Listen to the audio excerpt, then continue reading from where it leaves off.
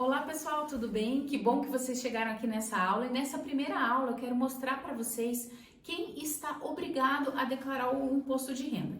Mas eu vou voltar um pouquinho e vou começar pelo básico. Vou falar para vocês sobre o informe de rendimentos. Você como contribuinte, como pessoa física, todo lugar onde você tiver algum tipo de renda vai gerar para você um documento chamado informe de rendimentos. Ele é um documento assim, ó, provavelmente você já teve acesso a esse documento no teu banco, ou se você é um assalariado, teu empregador já gerou esse documento para você. Esse informe de rendimentos é que vai mostrar cada etapa e cada tipo de rendimento que você recebe. Antigamente chamava-se de cédula C. Hoje já equilibrou os nomes em todos os aplicativos, se chama informe de rendimentos. Nos próximos módulos eu vou ter uma aula somente sobre os documentos para declarar o imposto de renda, tá? Eu vou falar de outros documentos e onde consegui-los. Mas nessa vamos se atentar aqui a quem está obrigado a declarar e eu vou usar como exemplo algumas informações aqui do informe de rendimento para explicar isso para vocês. Então, são 8 fatores que levam um contribuinte a estar obrigado a declarar o imposto de renda. O informe de rendimentos, ele tem aqui exercício, que é o ano corrente, o ano em que você está obrigado a entregar a declaração, o prazo da declaração, e o ano calendário. O ano calendário é o ano onde você auferiu a renda, onde você ganhou, você trabalhou e ganhou no ano de 2020 e vai declarar agora em 2021. Então, vai ter exercício, ano corrente e ano calendário, o ano que você recebeu a renda. No informe de rendimentos tem algumas tabelas e essas tabelas demonstram os tipos de rendimento que você recebeu.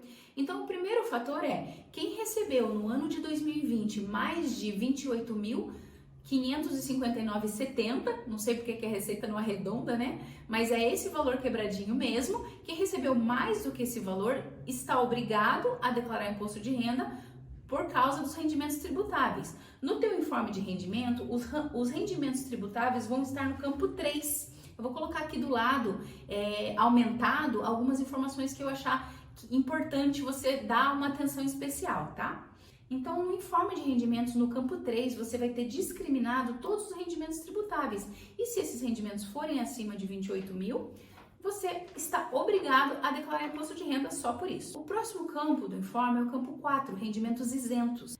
A segunda regra da Receita, o segundo fator que obriga o contribuinte a declarar o imposto de renda é que se o contribuinte recebeu mais de 40 mil reais nesse campo 4, que é o dos rendimentos isentos, ele também fica obrigado a entregar a declaração do imposto de renda. Um terceiro fator que te obriga é caso você tenha no campo 3, subcampo 5, imposto de renda retido na fonte, independente do valor do rendimento tributável, caso você tenha algum valor nesse campo, você também está obrigado a entregar a declaração de imposto de renda. E esses são os 3 fatores principais que te obrigam. A maioria dos informes de rendimento que você pegar, se você observar esses 2 campos, você já consegue identificar rapidamente se a pessoa está obrigada ou não a declarar o imposto de renda. O quarto fator que te obriga é caso você tenha operado em bolsa de valores, mercado futuros, criptomoedas e tenha alienado bens. Alienar bens para a Receita é vender qualquer patrimônio teu. Para a Receita, dinheiro também é patrimônio.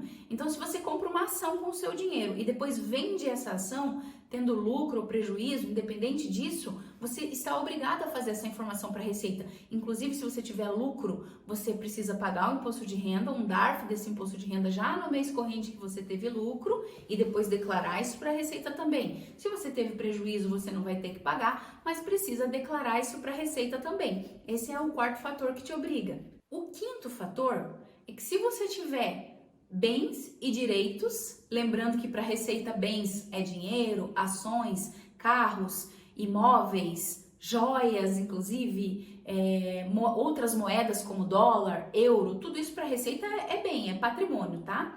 Então, se você tiver bens acima de 300 mil reais, ainda que você não tenha rendimentos tributáveis ou rendimentos isentos ou imposto retido na fonte, você também está obrigado a declarar o imposto de renda, enquanto esses bens estiverem com você. Se em 31/12/2020 esses bens estavam em sua posse, em seu nome, em seu CPF, você está obrigado a declarar por isso. O sexto fator é mais incomum, mas se você é um estrangeiro e se tornou residente no Brasil em 2020, você precisa declarar isso à Receita Federal através da declaração do imposto de renda. Isso te obriga a fazer a declaração também e informar essa condição de residente no Brasil.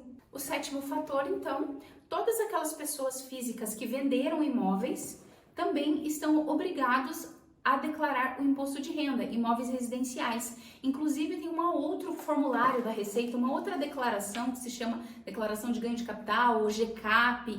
Não é bem uma declaração porque ela é acoplada à declaração de imposto de renda, mas é um formulário que você pode preencher da Receita Federal quando você aliena, vende um bem seu, um imóvel residencial. Quando você faz a venda do imóvel, você tem 60 dias para você preencher a GCAP, calcular o imposto, porque se você comprou o imóvel por um valor e vendeu por outro, existe ganho de capital nessa operação. Claro que tem algumas coisas que abatem no ganho do capital, como comissões imobiliárias e aumentos, né, edificações que você fez no imóvel, isso abate no ganho de capital, mas isso é um assunto para uma outra aula intensa só sobre isso, né? Então, se você vendeu um bem e auferiu um ganho de capital na venda desse bem, você vai precisar declarar isso no seu imposto de renda, preenchendo a declaração de ganho de capital com essas informações e importando para dentro da declaração de imposto de renda.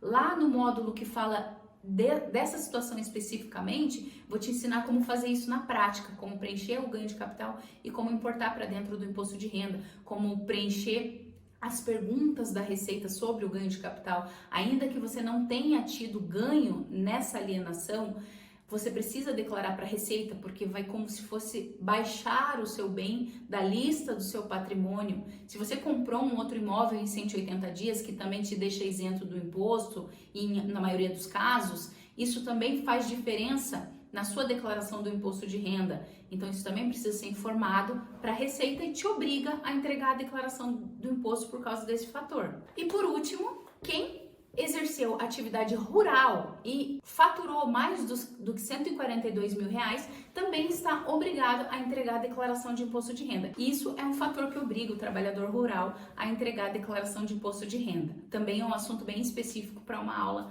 mais intensa sobre isso.